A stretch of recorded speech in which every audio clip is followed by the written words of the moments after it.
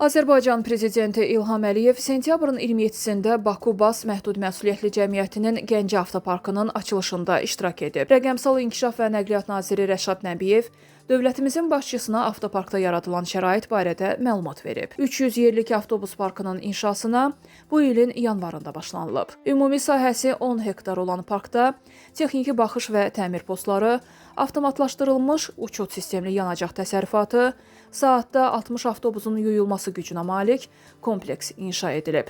Avtobus parkının yaradılması ilə 675 nəfər işlə təmin olunub. Onlardan 553 nəfəri sürücü, 122 nəfəri isə inzibati və texniki heyətdir.